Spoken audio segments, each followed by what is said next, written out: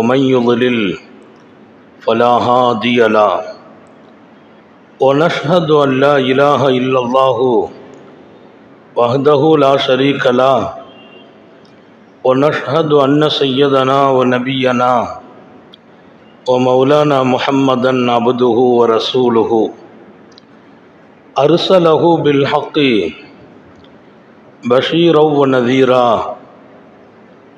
وداعيا إلى الله بإذنه وسراجا منيرا صلى الله على سيدنا محمد وآله الأبرار وأصحابه الأخيار وأزواجه الطيبات الطاهرات أوصيكم عباد الله وإياي أولا بتقوى الله أما بعد فأعوذ بالله من الشيطان الرجيم بسم الله الرحمن الرحيم والرضوان من الله أكبر صدق الله مولانا العظيم وقال نبي الله سيد البشر محمد رسول الله صلى الله عليه وسلم ورضى بما قسم الله لك تكن أغنى الناس صدق رسول الله صلى الله عليه وسلم. எல்லாம் வல்ல அல்லாஹுவின் அன்பும் மேலான கருணையும் நமக்கெல்லாம் வந்து சேரட்டுமாக. நமது உயிரினும் மேலான கண்மணி ஹாத்தமுன் நபியின் முஹம்மதுர் ரசூலுல்லாஹி ஸல்லல்லாஹு அலைஹி வஸல்லம் அவர்களின் அன்பையும் ஷஃபாஅத்தையும் பெறுவதற்கு அல்லாஹ் நம் எல்லோருக்கும் தௌஃபீக் செய்வானாக. வல்ல ரஹ்மான் நமக்கும் நம்முடைய பெற்றோர் மனைவி மக்கள் குடும்பத்தார் யாவருக்கும் உயிர் உள்ள வரையிலும் உடல் சுகத்தை நசீபாக்கி தருவானாக. மருத்துவமனை கஷ்டம் அதன் சிரமம் செலவுகளிலிருந்து நிரந்தரமான பாதுகாப்பை அல்லாஹ் நம் எல்லோருக்கும் கொடுத்தருள் புரிவானாக. வானம் பூமியினுடைய ஆபத்துகளை விட்டும் முசீபத்துகளை விட்டும் கெட்ட முடிவுகளை விட்டும் நம்மையும் நம் குடும்பத்தையும் பாதுகாத்து அருள் புரிவானாக. அவனுடைய படைப்புகளின் தீங்குகள் அனைத்திலிருந்தும் நம்மையும் நம் சமூகத்தையும் காத்தருள் புரிவானாக. அல்லாஹுவின் உன்னதமான பேரருள் படைத்தவன் நம்மையெல்லாம் அமைதியான ஒரு சூழலில் வாழ வேண்டும் என்றே அவன் திட்டமிடுகிறான். வாழ்க்கையின் எந்த ஒரு தளமும் நம்முடைய அமைதிக்கு பங்கமளிக்க கூடாது என்பது ரப்புல் ஆலமீனுடைய இலக்கு. நாம் இன்றைக்கு விரும்புவதும் அதுதான். ஒரு அமைதியான வாழ்க்கை தேவை. 1000 சூழலுக்கிடையே வாழ்கிறோம். குடும்பம், பொருளாதாரம், தொழில் வட்டம், சமூகம், இதை தாண்டி உலகளாவிய பிரச்சனைகள், இவைகளுக்கெல்லாம் மத்தியில் ஒரு அமைதி எங்காவது கிடைக்குமா, நிம்மதி எங்கேயாவது அனுபவிக்க முடியுமா என்ற எதிர்பார்ப்பில் எந்த ஒரு மனிதனும் அவன் மேல்மட்டத்திலிருந்து கீழ் வரையிலும் நாட்டை ஆள்பவர்களிலிருந்து அடக்குமுறைக்கு ஆளாக்கப்பட்டவர்கள் வரையிலும் அந்த எதிர்பார்ப்பு இல்லாத மனிதர்கள் இல்லை. நான் இங்கே தெளிவாக சொல்வேன், இதே எதிர்பார்ப்பு என் ரப்பும் வைத்திருக்கிறான். ஒவ்வொரு தனி மனிதனின் வாழ்வும் நிம்மதியாக இருக்க வேண்டும், அமைதியாக இருக்க வேண்டும், ஆர்ப்பாட்டங்களை தாண்டி வாழ்க்கையில் மகிழ்ச்சி அடைய வேண்டும். அது எதன் வழியே கிடைக்கும்? எதன் வழியே அதை இழக்கிறோம்? உங்கள் இதயத்தில் ஆழமாக பதிக்க விரும்புகிறேன். இங்கே ஒன்றை நான் இந்த வார்த்தைக்குள்ளே நான் பதித்திருக்கிறேன். நிம்மதியும் அமைதியும் காணாமல் போயிருப்பதற்கு என் ரப்பு காரணம் அல்ல. நிம்மதியும் அமைதியையும் நாம் இழந்திருப்பதற்கு அல்லாஹு அல்ல காரணம். நாம் இழக்கிறோம். எதை கொண்டு பெற முடியும் என்று சொன்னானோ அதற்குள் நான் போகவில்லை என்று இருக்கலாம். எதனால் நிம்மதி இழக்கும் என்றானோ அதிலே நாம் கால் வைத்திருக்கலாம். எதற்குள்ளால் வந்தால் நிம்மதி கிடைக்கும் என்று என் ரப்பு சொன்னானோ அதற்குள்ளால் நான் போகாமல் இருக்கலாம். இல்லை, எதனால் நிம்மதி இழக்கும் என்றானோ அதற்குள்ளால் நான் பாதம் பதித்திருக்கலாம். ஆக 2 வழிகளில் நிம்மதியை நான் இழக்கிறேன். எப்படி என் ரப்பை நான் குறை சொல்வது? அவன் மீது எப்படி அதிருப்திப்படுவது? அவன் மகத்தானவன், மாண்புக்குரியவன். ஒவ்வொரு மனிதன் உயர வேண்டும் என்று ஆசைப்படுவதில் என் தாயை விட என் ரப்பே அதிகமான ஆசை உடையவன். நான் வளர வேண்டும் என்ற எண்ணம் என் தந்தையை விட என் ரப்புக்கு இருக்கிறது. நான் மகிழ்ச்சியாக வேண்டும் என்ற சிந்தனையில் நான் இருப்பதை விட, என் குடும்பம் இருப்பதை விட, எனக்கு தோள் கொடுக்கிற நண்பர்களை விட 1000 மடங்கு என் மகிழ்ச்சியில் என் ரப்புக்கு ஆசை இருக்கிறது. அல்லாஹுவை குறித்து நாம் அழகாக அறியவில்லை என்பது ஒரு காரணம். இன்னொரு பக்கம் எத்தனையோ வழிகளில் நம்முடைய சந்தோஷங்களை நாம் இழந்து கொண்டிருக்கிறோம். வாழ்க்கை என்பது சம்பாதிப்பது மட்டும் இல்லை. வாழ்க்கை என்பது குடும்பத்தை கொண்டு வாழ்வது மாத்திரமல்ல. வாழ்க்கை என்பது என் மனது போகும் போக்கில் நான் என்னை அமைத்துக் கொள்வது மாத்திரமல்ல. பொருளாதாரம் இருக்கிறது, தொழில் வட்டம் இருக்கிறது, மேல் தரத்தில் நான் இருக்கிற வாய்ப்புகள் கிடைத்திருக்கிறது, பதவிகளும் பட்டங்களும் 1000 முறை என்னை முத்தமிட்டு இருக்கிறது, என்னை சுற்றி இருக்கிற சூழல்களால் நான் மதிக்கப்படுகிறேன். அது மாத்திரமல்ல வாழ்க்கை. அத்தனையையும் தாண்டி நான் உள்ளத்தால் அமைதியாக இருக்கிறேன். அதுதான் நிஜமான வாழ்க்கை. 1000 பதவி உள்ளவர்களுக்குள்ளே மனம் அமைதி இல்லை. வரவேற்புகளும் மகத்துவமும் பதவிகளும் பொருளாதாரமும் அவர்களை மேலே தூக்கி வைத்திருக்கிறது. அவர்கள் இரவில் தூக்கம் இல்லாமல் தவிக்கிறார்கள். அது வாழ்க்கையா என்று கேட்கிறேன். நான் நிம்மதியாக வாழ்கிறேன் என்றார்கள் நபிகள் நாயகம் ஸல்லல்லாஹு அலைஹி வஸல்லம். நபிகள் நாயகம் ஸல்லல்லாஹு அலைஹி வஸல்லம் அவர்கள் மக்கா வெற்றி பெற்ற பின்னால் மாநபி அவர்கள் இதா நாம நஃபஹா, அன்னை ஆயிஷா ரலியல்லாஹு அன்ஹா சொல்வார்கள், தூங்கினால் குரட்டை இடுவார்கள். மக்காவை வெற்றி கண்ட பின்னால், உலகத்தின் எல்லா பாகங்களிலும் இஸ்லாத்தினுடைய வாடை நுகர்ந்த பின்னால், இஸ்லாம் ஜொலித்த பின்னால், சர்க்காரை ஆலம் ஸல்லல்லாஹு அலைஹி வஸல்லம் படுக்கிறார்கள் என்றால் தூங்குவார்கள், தூங்குவார்கள் என்றால் குரட்டை இடுவார்கள். ஏன் என்று கேட்டபோது அன்னை ஆயிஷா ரலியல்லாஹு அன்ஹா சொல்வார்கள், பெருமானாருக்கு கொஞ்சம் சதை போட்டது. ஏன் என்று கேட்டபோது சந்தோஷம் என்றார்கள். என்ன சந்தோஷம்? மொத்த வாழ்க்கையிலும் அவர்கள் நிம்மதி பெற்றார்கள் என்றார்கள். அல்லாஹ் நம்ம எல்லாருக்கும் தௌபீக் செய்வானாக. நிம்மதி கிடைத்தால் உறக்கம் வரும். நிம்மதி கிடைத்தால் என் தூக்கமும் சுகம், என் விழிப்பும் சுகம். அந்த நிம்மதி எப்போது கிடைக்கிறது, எப்போது இழக்கிறோம்? ரொம்ப சொற்பமான நேரம். ஆனாலும் காலத்தின் கட்டாயம் நான் பதிவு செய்தாக வேண்டும். எல்லா வாய்ப்பையும் பெற்ற பல பேர் குடும்பத்தில் அமைதியையும் சந்தோஷத்தையும் இழந்திருப்பது, அது என் வாழ்க்கையின் இலக்கணத்தையே நான் இழந்திருக்கிறேன். என் வாழ்க்கையின் இலக்கணத்தை இழந்திருக்கிறேன். அருமையான தந்தை, பாசம் காட்டும் தாய், என்னை என்றைக்கும் நினைக்கிற மனைவி, நான் மங்களமாக மகிழ்கிற என் பிள்ளைகள் எல்லாம் என் கண் முன்னால்.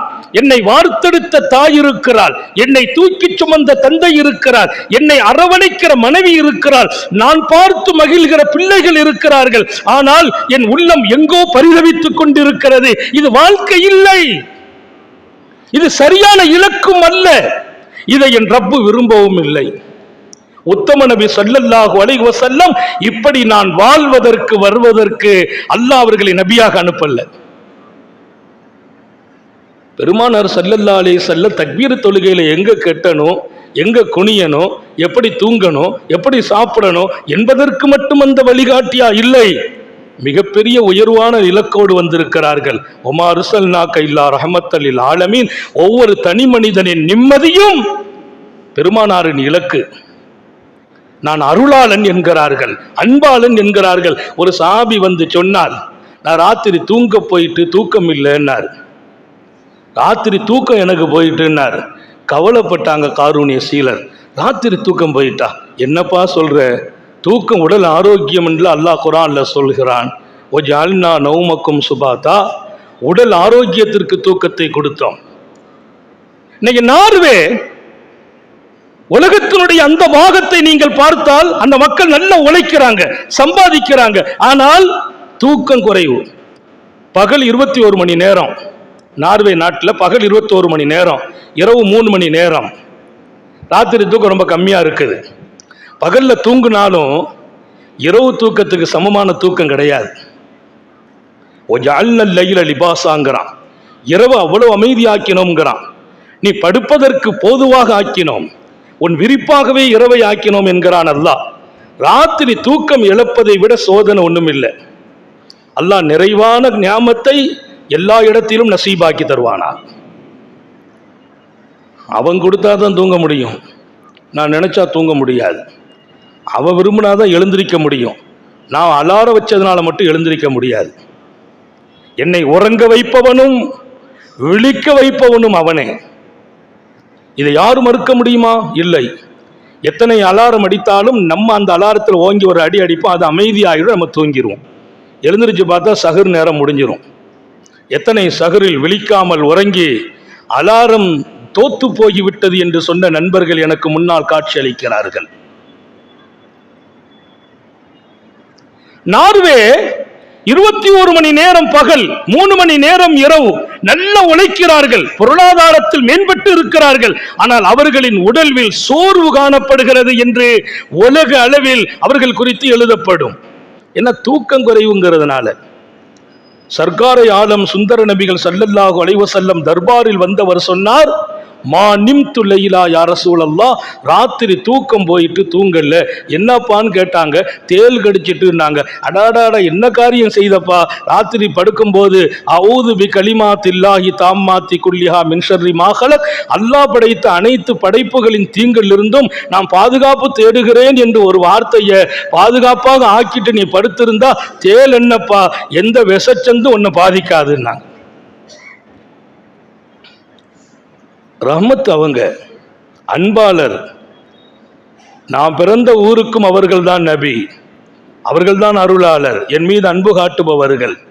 எங்கோ ஒரு தனி மனிதரின் உறக்கம் போனது என்பதற்கு இனி உன் உறக்கம் போகக்கூடாது என்று மாத்திரம் சொல்லவில்லை. உலகத்தில் எந்த மனிதனும் விஷச்சந்துகளால் பாதிக்கப்படக்கூடாது. அஊது பி கலிமாத்தில்லாஹி தாம்மாத்தி குல்லிஹா மின் ஷர்ரி மா ஹலக், அல்லாஹ் படைத்த உயிரினங்களின் அத்தனை தீங்கிலிருந்தும் பாதுகாப்பு தேடுகிறேன். அது விலங்கு மாத்திரமல்ல, விஷச்சந்து மாத்திரமல்ல, விஷம் போல் என்னிடத்தில் பழகுகிறவர்களின் தீங்கிலிருந்தும் பாதுகாப்பு தேடுகிறேன். முன்னால் சிரித்து பின்னால் பழிவாங்க துடிப்பவர்களிலிருந்தும் பாதுகாப்பு தேடுகிறேன். அத ராத்திரி ஓதிக்கப்பா, விடிகிற வரைக்கும் உன்னை யாரும் ஒன்றும் செய்ய முடியாது. விடிஞ்ச போது ஓதிக்கொள், பொழுது அடைகிற வரைக்கும் ஒருத்தர் ஒன்றும் பாதிக்க முடியாது என்றார்கள் முஹம்மது ரசூலுல்லாஹ். நான் நிம்மதியாக வாழ வேண்டும், என் நிம்மதியை எது கெடுத்தாலும் அதிலிருந்து நான் விலக வேண்டும். அந்த நிம்மதி கிடைக்கிற வழிகளில் 1000 சொல்வார்கள் அகிலத்தின் அருட்கொடை. நான் இங்கே சொல்கிறேன், நான் பெற்ற பிள்ளைகளும் என்னை பெற்றெடுத்த பெற்றோர்களும் இருந்தும் நான் நிம்மதி காணாக்குகிறேன் என்றால் காரணம் அறிந்தால் அல்லாஹ் சரியாக்குவான். அதில் முதல் விஷயம் எதிர்பார்ப்புகள். எதிர்பார்ப்பு ரொம்ப டேஞ்சர். எதிர்பார்ப்புங்கிறது அதை விட கஷ்டம் ஒன்றும் இல்லை. அது கொடுக்கிற பாதிப்பை விட பெரிய பாதிப்பு வேறு எதுவும் கொடுத்துட முடியாது. அதற்கு பின்னால் நான் இழப்பது சொத்துக்களை அல்ல, சொத்தை கொடுத்தாலும் வாங்க முடியாத நிம்மதியை இழக்குகிறேன். எதிர்பார்ப்பு எல்லா வட்டத்துக்குள்ளாலும், நண்பர்களின் வட்டத்துக்குள்ளால் எனக்கு சில எதிர்பார்ப்புகள், என் குடும்பத்தில் சில எதிர்பார்ப்புகள், சமூகத்தில் சில எதிர்பார்ப்புகள், என் மனைவியிடத்தில் கூட எனக்கு எதிர்பார்ப்புகள், என் பிள்ளைகளிடத்தில் நான் எதிர்பார்க்கிறவைகள். அந்த எதிர்பார்ப்பை முழுக்க எடுக்க சொல்கிறார்கள் ஏந்தல் நபி ஸல்லல்லாஹு அலைஹி வஸல்லம். வேண்டாம் என்கிறார்கள். எனக்கு ஒரு வாழ்த்து சொல்வதற்கு சில பேர் நான் நினைத்திருந்தேன். அவர்கள் வாழ்த்து சொல்லவில்லை என்றால் அந்த எதிர்பார்ப்பு வீணாகும் போது அதனால் ஏற்படுகிற அடுத்தடுத்த பாதிப்புகள் நிறைய இருக்கிறது.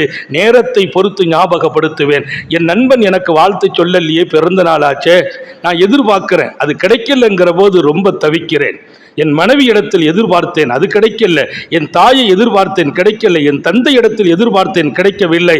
என் நண்பர்களின் வட்டத்தில் நான் எதிர்பார்க்கிறேன். என் பிள்ளைகிட்ட இருந்து இப்படி நமக்கு ஒரு வாய்ப்பு கிடைக்கும் நினைச்சேன், ஆனா என் பிள்ளை அந்த வாய்ப்பை எனக்கு கொடுக்கல.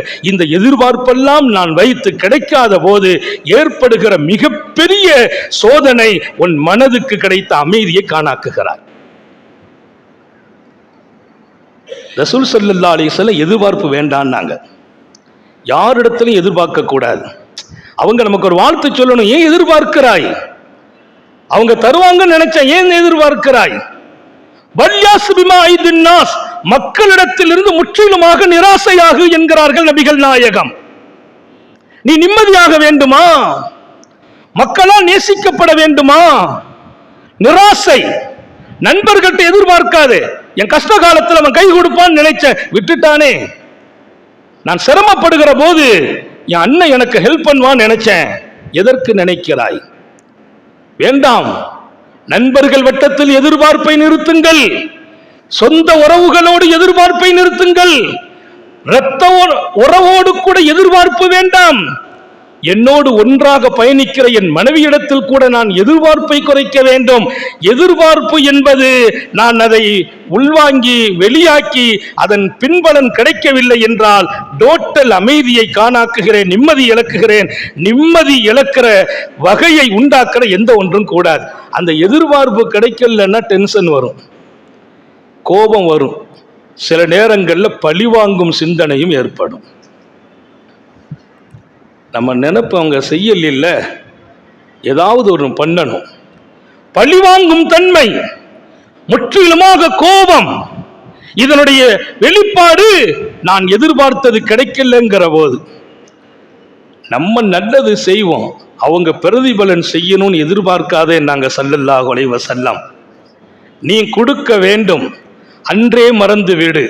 அவன் கொடுத்தால் என்றும் மறக்காதே. இதயத்தில் எழுதி வைங்க. வாழ்க்கைங்கிறது நீங்க வாழ்றதல்ல, நான் வாழ்றதல்ல. எனக்கும் உங்களுக்கும் வழிகாட்டியான முஹம்மது ரசூலுல்லாஹ் சொன்னதான் வாழ்க்கை. ஒரு மகத்தான மாமனிதர். உலக அரங்கில் கிட்டத்தட்ட 20 நூற்றாண்டுகள், இன்றைக்கு நாம் நம்முடைய நபியை கடந்து 15 நூற்றாண்டுகள் வந்திருக்கிறோம். உலகம் இன்றைக்கும் சிந்திக்கும் இடத்தில் அவர்களின் சொற்கள் இருக்கிறது.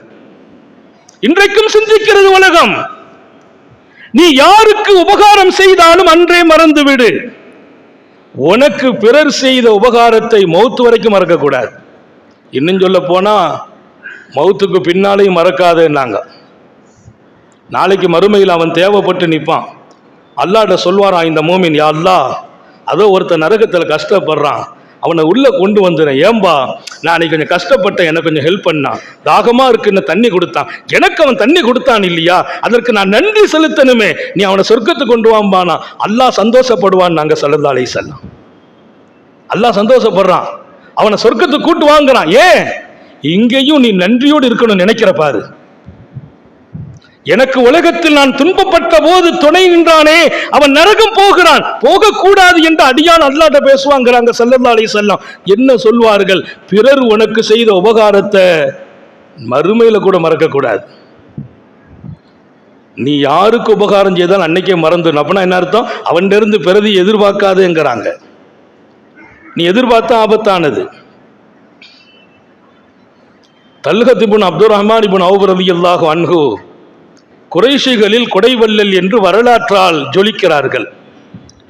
தல்ஹத் இப்னு அப்துர் ரஹ்மான் இப்னு அவ்ஃப் குறைஷிகளிலே கொடைவல்லல். கோல்டு எழுத்துக்களால் அவர்கள் வரலாறு பதிவு செய்யப்படும். அவங்கள மாதிரி கொடுக்கிறதுக்கு மண்ணில் அன்றைக்கு மனிதர்கள் இல்லை.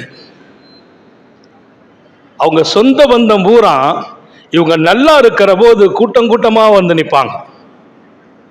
இவங்க கொஞ்சம் அப்படி அசந்து இன்னைக்கு வியாபாரம் கொஞ்சம் டல்லாகி அவங்களுக்கு வர வேண்டிய சரக்கு இல்லைன்னா அது எப்படி தெரிவாங்கன்னு தெரியல, ஒருத்தரும் வீட்டுக்கு வரமாட்டாங்களாம். இவங்க கொஞ்சம் தளர்ற போது யாரும் வர்றதில்லை. விசேஷமா இருக்கும்போது பெரிய கூட்டம் வீட்டுக்கு வருவாங்க. அவங்க மனைவிக்கு தாங்கல. அவங்க மனைவி ஒரு நாள் சொன்னாங்களா அவங்க கணவர்கிட்ட, இதகுத்தனைத்த லசிமூக்கா இதபுத்தகருத்தா தரக்கூக்கா, என்ன உங்க சகோதரர்கள் உலகத்திலேயே உங்க குடும்பத்தை விட கேவலமானவங்க யாரும் இல்லைன்னாங்க. அந்த அம்மா வேகப்பட்டு பேசுச்சு. உங்க குடும்பத்தை விட மட்டமானவங்களை நான் யாரையும் பார்க்கல. இதகு தனை தன சிமுகா, செல்வத்தோடு செழிப்போடு நீங்கள் இருந்தால் உங்கள் காலடியில் வந்து கிடக்கிறார்கள், கெஞ்சுகிறார்கள், அள்ளி கொடுக்கிறீர்கள். கொஞ்சம் வசதி குறைஞ்சு போச்சு, வரவேண்டிய பொருளாதார ஸ்டாப் ஆயிட்டுனா அவங்க எட்டி கூட பார்க்கறது இல்லை. இதான் உலகம். நம்மகிட்ட இருந்தா தழுவி விடுவார்கள், தோள் கொடுப்பார்கள், வாழ்த்து சொல்வார்கள். கொஞ்சம் சோர்ந்துட்டோம்னா விட்டுருவாங்க. அந்த நேரத்தில் நீ கோவப்படக்கூடாதுன்னாங்க ஸல்லல்லாஹு அலைஹி வஸல்லம். அவங்க சொன்ன வார்த்தை வரலாற்றினுடைய கோல்டு எழுத்துக்களால் பதிவு செய்யப்பட்டுச்சு.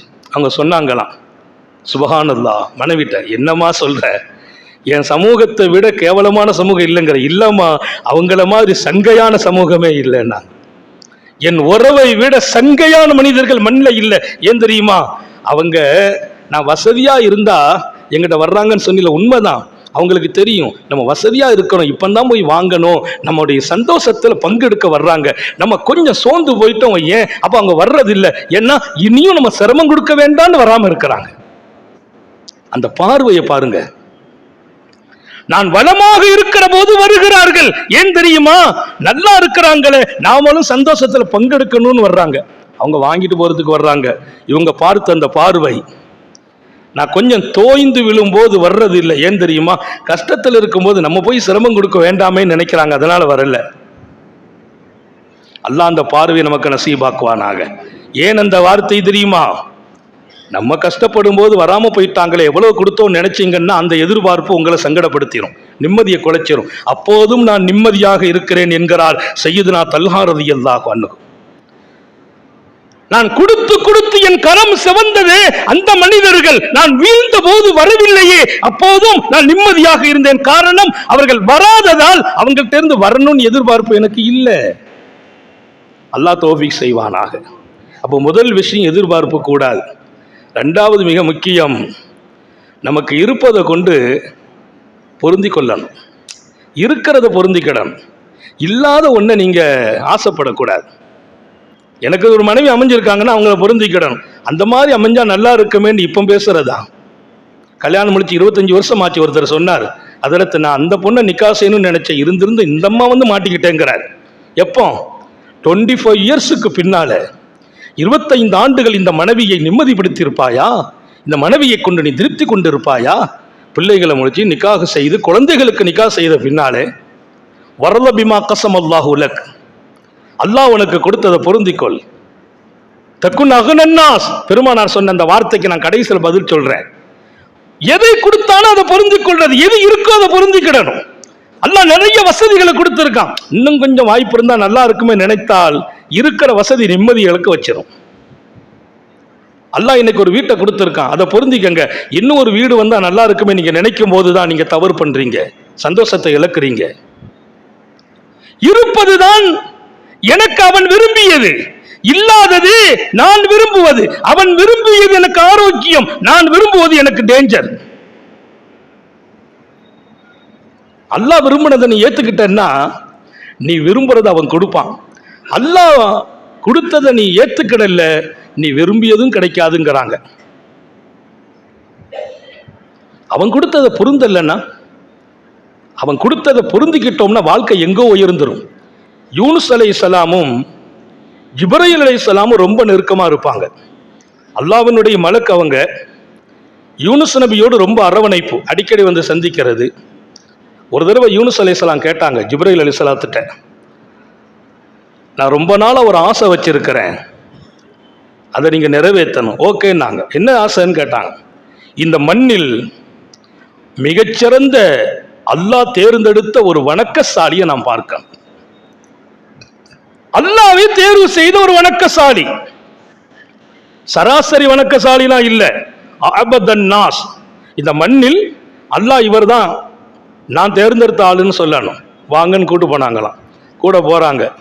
எங்க கூட்டு போறாங்க? ரொம்ப ஆசையோடு போறாங்க. யாரா இருக்கும்? அவங்க கேட்ட நோக்கம் என்னன்னா, நம்ம அந்த மாதிரி ஒரு ஆளை ஆயிடணும். அவன் தேர்ந்தெடுத்த ஒரு வணக்கசாலியாக இந்த மண்ணில் வாழ்றதை விட என்ன இருக்குது? நீங்க நல்ல விளங்கிங்க, வணக்கசாலின்னா சம்பாதிக்க கூடாதுன்னு இல்லை, உழைக்க கூடாதுன்னு அல்ல. என் உழைப்பும் வணக்கம், என் சம்பாத்தியமும் வணக்கம், நான் செல்வந்தனாக வாழ்வதும் என் ரப்புக்கு திருப்தி. ஏழையா வாழ்றது மட்டும் அல்லாஹ் திருப்திப்படல, பணக்காரனை வாழணும் அல்லாஹ் திருப்திப்படுறான். சாத் இப்னு அபி வக்காஸ் கேட்டாங்க பெருமானார் இடத்துல, யா ரசூலல்லாஹ், நான் மௌத்தாக போறேன், மௌத்து நெருங்கிட்டு நினைக்கிறேன், என் சொத்தை பிள்ளைகளுக்கு கொடுக்கறத விட கூடுதலாக அல்லாஹ்வுடைய பாதையில சதக்கா பண்ணலாம்னு நினைக்கிறேன். இல்லப்பா, அது நான் அனுமதிக்க மாட்டேன்டாங்க. ஏன் நாயகமே, விஷயம் தெரியாதா உனக்கு? உன் பிள்ளைங்களை நீ பணக்காரர்களாக விட்டு போவதுதான் 4 பேர் இடத்தில் கையேந்துகிற ஏழைகளாக விட்டு போவதை விட உனக்கு பாக்கியம் என்றார்கள். உன் பிள்ளைகளை 4 பேர்ட்ட யாசிக்கிறவங்களா விட்டுட்டு போயிடக்கூடாது. தேவையில்லாதவர்களாக, பிறர் பக்கம் தயவு கூறாதவர்களாக உன் மக்கள் செல்வங்களை நீ விட்டுட்டு போகணும். அல்லாஹ் நம்ம எல்லாருக்கும் தௌஃபீக் செய்வானாக. அதுதான் நான் விரும்பும் வாழ்க்கை என்கிறார்கள் பெருமானார். ஒரு ஆன்மீக தலைவர் என்று எங்கோ முத்திரை குத்தி விடாதீர்கள். ஒவ்வொரு தனி மனிதனும் வளர்ந்து நிற்க வேண்டும் என்று ஆசைப்பட்ட தலைவர். நம்ம பிள்ளைங்க இன்னொருத்தங்கிட்ட போய் கையேந்த கூடாதுங்க. அப்படி இடத்துல நான் நிறுத்திட்டு போறேன் பாருங்க, அதை விட சிறந்த வாழ்க்கை என்ன இருக்க முடியும்? என் ரப்பின் வணக்கம், வழிபாடு, அவன் நெருக்கம், அவன் அன்பு, அத்தனையும் என் பிள்ளைகளின் உயர்வை நான் உண்டாக்கும் போதும் கிடைக்கும். எங்க கூட்டு போறாங்கன்னு ஆசைப்படுறாங்க, கொண்டு நிறுத்தின இடத்த பார்த்தீங்கன்னா ஒருத்தர் உட்கார்ந்து இருக்கிறார். அவருக்கு கை குஷ்டம், காலு குஷ்டம், நிக்க முடியல, படுக்க முடியல, உட்கார்ந்துட்டே இருக்கிறார்.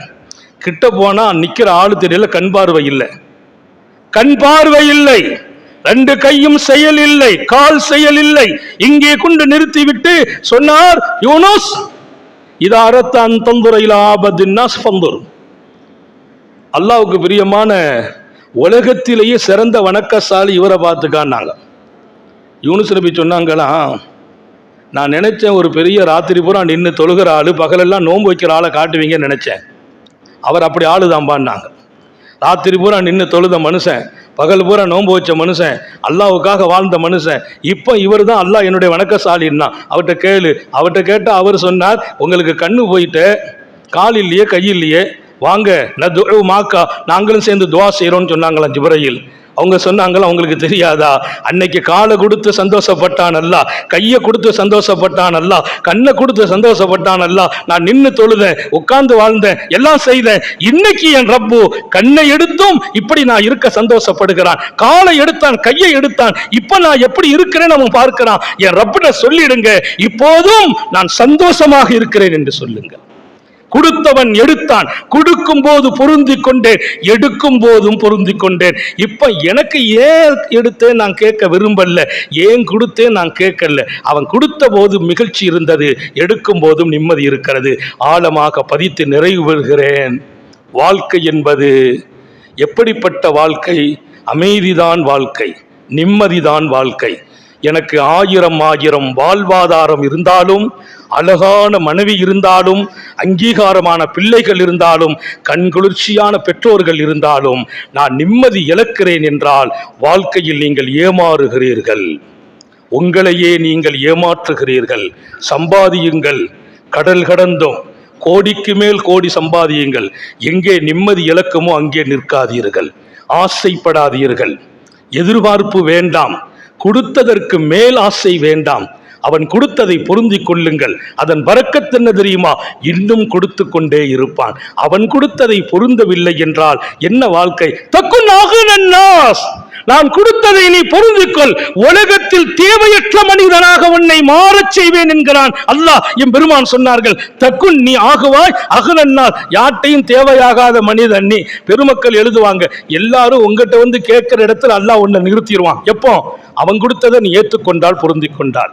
அப்படி ஒரு அருமையான வாழ்க்கை இன்ஷா அல்லாஹ் நான் வாழணும். நிம்மதி இழக்கக்கூடாது, மகிழ்ச்சி இழக்கக்கூடாது. இன்னைக்கு நான் சொல்றேன், ஒரு வினாடி எங்க வாழ்க்கையில நாங்க சந்தோஷத்தை இழந்ததே இல்லை, மகிழ்ச்சி இழந்ததே இல்லை. ஏன்?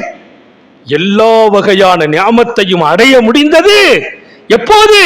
என் ரப்பு கொடுத்ததெல்லாம் அவன் சோதித்த போது மகிழ்ச்சியாக இருக்கிறது, அவன் கொடுத்த போது மகிழ்ச்சியாக இருக்கிறது, அவன் எப்படி நடத்தினாலும் ஏற்றுக்கொள்ளும் இதயம் இருக்கிறது. இங்கேதான் நம்ம நிம்மதியா வாழ்றோம். அந்த நிம்மதியை நீங்க அனுபவிக்கணுமா இல்லையா? அல்லாஹ் தௌஃபீக் செய்வானாக. சோதனைகள் இருந்து பாதுகாப்பானாக, கெட்ட முடிவுகளில் இருந்து பாதுகாப்பானாக. விடும் மூச்சும் எழும் பேச்சும் அவன் சிந்தனையாக்கி வைப்பானாக. ஓடும் இரத்தம் அவன் அன்பு கலந்து ஓட வைப்பானாக. அல்லாஹு அவன் கருணையால் நம்மையும் நமது மனைவி மக்கள் குடும்பத்தார்கள் யாவரையும் ஆஸ்பத்திரி வாழ்க்கையிலிருந்து பாதுகாப்பானாக, அதன் செலவு சிரமங்களிலிருந்து பாதுகாப்பானாக. முடங்கிவிடக்கூடாது ரப்பே, படுக்கையில் விழுந்து விடக்கூடாது ரப்பே, பாதுகாப்பாயாக. நீ கொடுத்தவைகள் அத்தனையும் உனக்காக நீ எங்களுக்கு கொடுத்தாய், உன்னை நாங்கள் தேர்ந்தெடுப்பதற்கு அந்த உணர்வை நசீபாக்கி தருவாயாக. இரவும் உன் நினைவாக்குவாயாக, பகலும் உன் சிந்தனையாக்குவாயாக. உன்னை மறந்த வாழ்க்கையிலிருந்து பாதுகாப்பாயாக. நாட்டிலும் வீட்டிலும் வாழ்விலும் வனத்திலும் சந்தோஷத்தை நசீபாக்குவாயாக. கவலை, துன்பம், மன அமைதி இன்மை அனைத்தின் வாசலையும் அடைத்து விடுவாயாக. நாம் பெற்ற பிள்ளைகளை கண்குளிர்ச்சியாக்கி வைப்பானாக. நமது பிள்ளைகள் இல்மிலும் ஈமானிலும் அமலிலும் ரிசுக்கிலும் அல்லாஹ் பரக்கத் செய்வானாக. நம்ம பெற்ற பிள்ளைங்களுக்கு உரிய காலத்தில் பொருத்தமான ஜோடிகளை நசீபாக்குவானாக. குடும்ப வாழ்க்கையில் கணவன் மனைவி சந்தோஷமா வாழச் செய்வானாக. எங்கெல்லாம் குடும்பத்தில் கணவன் மனைவிக்கு சந்தோஷம் இல்லையோ, இந்த ஜும்மாவின் பரக்கத்தால் பிரிந்து கிடக்கும் கணவன் மனைவிகளை இணைத்து வைப்பாயாக. குழந்தை இல்லாதவர்களுக்கு குழந்தை பாக்கியங்களை வழங்குவாயாக. நீண்ட நெடிய நாட்கள் நோய் நொடிகள் இல்லாமல் உடல் ஆரோக்கியத்தோடு மனநிறைவோடு இன்பத்தோடு அல்லாஹுவை நின்று வணங்கி வழிபட்டு வாழும் நசீபையும் பாக்கியத்தையும் எல்லாம் வல்ல அல்லாஹ் உங்களுக்கும் எனக்கும் நம்மை ஈன்றெடுத்த தாய் தந்தையர்களுக்கும் நமது மனைவி மக்கள் உற்றார் உறவினர் யாவருக்கும் கொடுத்தருள் புரிவானாக. நமது உயிரினும் மேலான கண்மணி ஹாத்தமுன் நபியின் சர்க்காரை ஆலம் சுந்தர நபிகள் ஸல்லல்லாஹு அலைஹி வஸல்லம் அவர்களை கனவிலும் நனவிலும் கண்டுகளிக்கும் பெரும் பாக்கியத்தை அல்லாஹ் நம் எல்லோருக்கும் கொடுத்தருள் புரிவானாக என்ற நல்ல துஆக்களோடு உங்கள் எல்லோருடைய துஆவை ஆதரவைத்து என் வார்த்தைகளை நிறைவுபடுத்துகிறேன். வாஹிரு தாவானா அல்ஹம்துலில்லாஹி ரப்பில் ஆலமீன்.